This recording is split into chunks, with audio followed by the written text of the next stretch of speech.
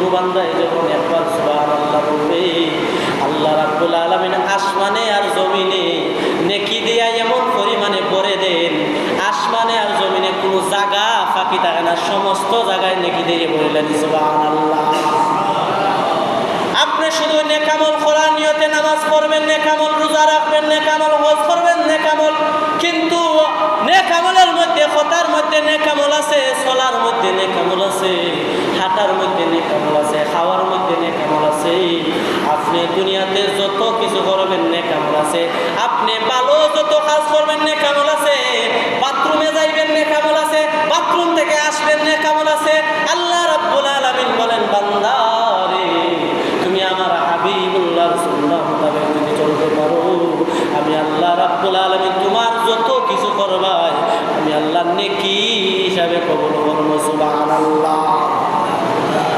এজন্য আল্লাহ রাব্বুল আলামিন এরপরে আয়াতের মধ্যে বলতেছেন, ওয়া মান ইয়াত্তাকিল্লাহা ইয়াজআল লাহু মাখরাজা। আল্লাহ রাব্বুল আলামিন বলেন, যে নাকি আল্লাহকে ভয় করে, আল্লাহ নির্মাণের ব্যবস্থা করে তার জন্য, যে নাকি আল্লাহকে ভয় করিয়া নেকামল করিলাই, আল্লাহ রাব্বুল আলামিন আরো আয়াতের মধ্যে বলেছেন যে ওয়াফআলু খায়রান লাআল্লাকুম তুফলিহুন, তোমরা নেকামল করো আল্লাহর ভয়ে, অবশ্যই আমি আল্লাহ রাব্বুল আলামিন নেকামল করার কারণে তোমাদেরকে জাহান্নাম থেকে মুক্তি দিব। সুবহানাল্লাহ। এজন্য আল্লাহ রাব্বুল আলামিন বলতেছেন নেকামল করো, নেকামল। এই যে সূরাতুল আসরের মধ্যে ৬ ধরনের ব্যক্তিকে বলতেছেন, বান্দারে আগে তুমি আমার প্রতি মানানো, নবীর প্রতি মানানো। আপনি আমি ছোটবেলায় পড়ছি আমানতু বিল্লাহ, আমি আল্লাহর প্রতি ঈমান আনলাম, ওয়া মালাইকাতিহি, আমি রাসূলের প্রতি, ফেরেশতার প্রতি ঈমান আনলাম, ওয়া রাসূলিহি, আমি রাসূলের প্রতি ঈমান আনলাম, ওয়াল ইয়াউমিল আখিরি, আমি আখিরাতের প্রতি ঈমান আনলাম, ওয়াল কাদরি, আমি তকদীরের প্রতি ঈমান আনলাম, আমি কিতাবের প্রতি ঈমান আনলাম, আমি আসমানের প্রতি ঈমান আনলাম, আমি আল্লাহ তাআলা কে আমি সৃষ্টি, আল্লাহ তাআলা আমাকে সৃষ্টি করেছেন, আমি এসব সমস্ত কিছুর প্রতি ঈমান আনলাম। আপনি আমি যখন বড় হয়েছি, ছোটবেলা থেকে আমরা আল্লাহর প্রতি ঈমান আনছি না আনছি না? কেউ আনছি বুঝা, কেউ আনছি না বুঝা। বলে না বুঝা কেমনে? ছোটবেলায় যে আপনি কালিমাটা পড়ছেন, আপনি কালিমার অর্থ জানতেন না, মক্তবে যাইতেন, হুজুর বলতে যে কালিমা লা ইলাহা ইল্লাল্লাহ মুহাম্মাদুর রাসূলুল্লাহ, আপনিও পড়ছেন, আপনার আমার প্রজন্ম যত সিলসিলা আসবে পড়বে কি পড়বে না? সাধারণ মক্তবের বাচ্চারা জানেনি কালিমার অর্থ কিটা? না না, কালিমা কেন পড়ে? বলে কালিমা দিয়ে আমার শুরু হয়েছে রে বাবা, আমার কালিমা দিয়ে ঈমান শুরু হয়েছে, আমার সন্তানও শুরু হবে কালিমা দিয়ে। আল্লাহ রাব্বুল আলামিন বলেন, আমার ওই সমস্ত বান্দাদের কথা আমি সূরাতুল আসরের মধ্যে আলোচনা করেছি। এই ৬ গুণ যাদের মধ্যে থাকবে রে, তারা কখনো ক্ষতির মধ্যে পড়বে না। সুবহানাল্লাহ। আমল করো নামাজে রোজা কায়েম করো সুন্নিয়াত, আমল করো নামাজে রোজা কায়েম করো সুন্নিয়াত, জিন্দাবাদ জিন্দাবাদ নবী সেনা জিন্দাবাদ। জুড়ে বলেন মারহাবা। এইবার আপনার আমার ঈমান কেমন থাকতে হবে?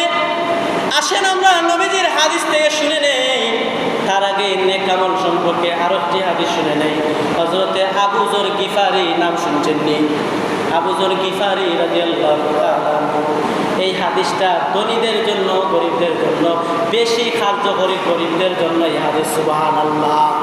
হযরতে আবু যর গিফারি বর্ণনা করেন, আমি একবার নবী করিম সাল্লাল্লাহু আলাইহি সাল্লামের নিকট গিয়ে বললাম, হে আল্লাহর রাসূল, আপনি নেকামলের কথা ফজিলত বর্ণনা করেছেন, ধনীদের সাথে তো আমরা নেকামল করে পারবো না, কারণ ধনীরাও নামাজ পড়ে, আমরাও নামাজ পড়ি, ধনীদের নেকামল সমান, আমারও নেকামল সমান হয়ে যায়, আমরা কিভাবে আল্লাহর নবী আমরা ধনী থেকে বেশি নেকি আমল করবো?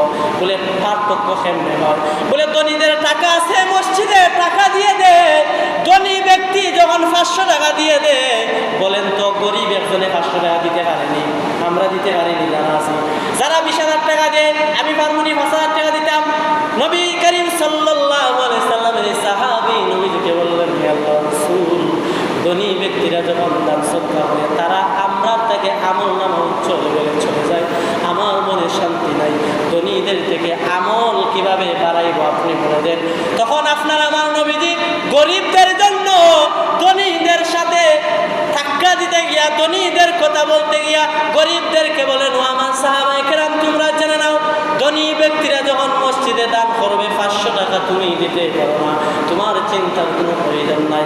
ধনী ব্যক্তি মাদ্রাসায় টাকা দিবে, তোমার চিন্তার কোনো প্রয়োজন নাই। ধনী ব্যক্তি যখন বড় হারে টাকা দান করবে রে, আমি আল্লাহ রাব্বুল আলামিনকে খুশি করার জন্য, ও আমার সাহাবায়ে কেরাম আমি বলে দেই, ধনী ব্যক্তিদের সাথে পাক্কা নিতে গিয়া, ধনী ব্যক্তির সমান সমান হতে গিয়া, তুমি যখন ধনী ব্যক্তি 500 টাকা দিয়েছে তুমি আফসোস করবাই না।